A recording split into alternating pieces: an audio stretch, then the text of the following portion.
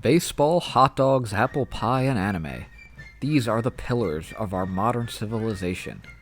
When George Washington sailed over on the Mayflower, he stated, "One if by land, two if by Dragon Ball Z." We're not sure what Washington meant by that statement, but historians speculate it was about the blossoming anime revolution that was to eventually hit the American shores.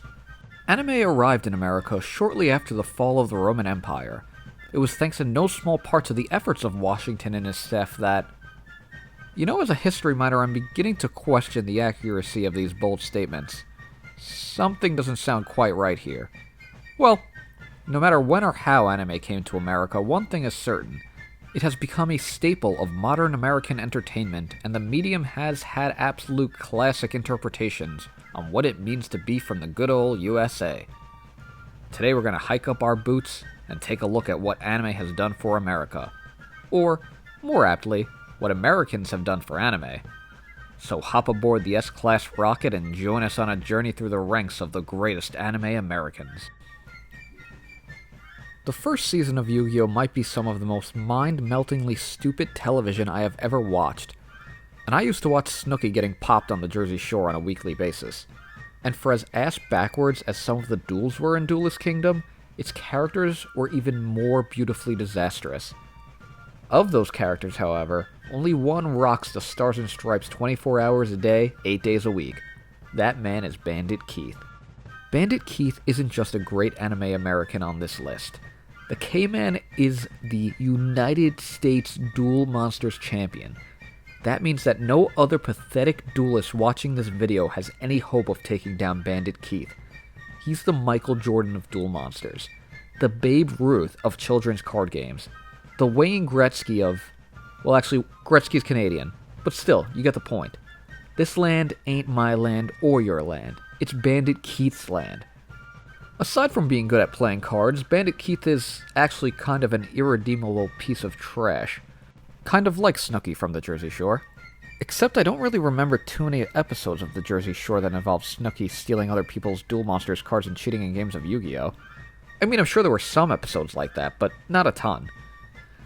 Regardless of him being a generally useless person and all-around major butthole, Bandit Keith is still the only anime character on this list that wears the American flag on his head for 200 episodes straight. And that's just enough to squeeze him onto this list. Yeah, that's all it takes. I mean, if we can put a man on the moon, then we can definitely land Bandit Keith on this list. Little Witch Academia is like Harry Potter, except instead of everyone being British, everyone is kind of a moron. Also, instead of all the students being from England, we get morons from all over the world. And one of those morons is Amanda O'Neil, which is definitely a name that Japanese people think Americans would have. And it is, as Amanda O'Neil is Luna Nova Magical Academy's resident American witch. To dive further into the stereotypes, Amanda is loud, brash, and gets the poorest grades among a group of witches that is already filled with the bottom-of-the-barrel idiots. A New Yorker with Irish ancestry, Amanda's real talents come into play with her broom riding. Though there's no Quidditch in this universe, so broom riding is really just for, racing and traveling, I guess. Kind of an oversight on the author's part, honestly. Speaking of oversights, though, she has also been shown to be a kleptomaniac, but we never dive any further into that. Which is probably a good thing, because she's lacking in redeemable qualities as it is. Let's see, something good. Did I mention she was athletic? Best broom flyer on this side of the Hudson River. Every side of the Hudson, actually. Anything else? No, not really. I mean, Amanda O'Neil is lazy, easily bored, and unmotivated. She gets her friends into trouble, and oftentimes seems to get bailed out by them. She's got spunk, though, and is always willing to fight for the people she cares about. So overall, not a terrible representation of a girl from New York. For my top anime Italians list, I had tons of options to sift through when it came to the universe of JoJo's Bizarre Adventure. We had chefs, mafiosos, bubble blowers, and beauties. Yet there was one Italian that I had completely overlooked. And not only did I overlook her, but this Italian is a true representation of the melting pot that is America. Jolene Cujo has a touch of Italian, a chunk of Japanese, a hint of English, and a whole lot of American. While these combinations make for a delicious culinary masterpiece, or a fun day at Epcot, this Floridian is in for anything but a good time. Jolene, the star of JoJo Part 6, has her story start with her getting tossed into prison. She also hates her dad, marine biologist and dolphin lover extraordinaire, Jolene Cujo, who, I also am now realizing, is technically part Italian as well. But we're not here to talk about Jotaro or Italy, we're here to talk about the best anime Americans. And soon, when JoJo Part 6 anime comes out, Jolene is going to skyrocket up this list. For now though, she's in here at 3. Now one of the best parts of JoJo is finding out what band or musical artist a character is named after. Jolene is named after the Dolly Parton song of the same name, and I just can't think of anybody more American than Dolly Parton. Oh wait, how about Jimi Hendrix, who Jolene stand Stone Free references? Yeah, this girl absolutely rocks. Party on, Jolene. Let's just get this out of the way. I know he's Japanese, you know he's Japanese. I mean, the man's name is Toshinori Yagi. We get that. But look at this glorious creature. He is the living embodiment of the golden age of American comic books. His attacks are all named after American cities and states. His most powerful move is the United States of Smash. Hell, he even lived and trained in America for a number of years, depending on how loose you want to be with canon. All Might is iconic. Yeah, he might just be a Westaboo, but there's nothing other than his birth name that makes you think he wasn't born on the same soil as Abraham Lincoln or Clark Kent. Actually, Clark Kent was born on Krypton, but we're going to ignore that.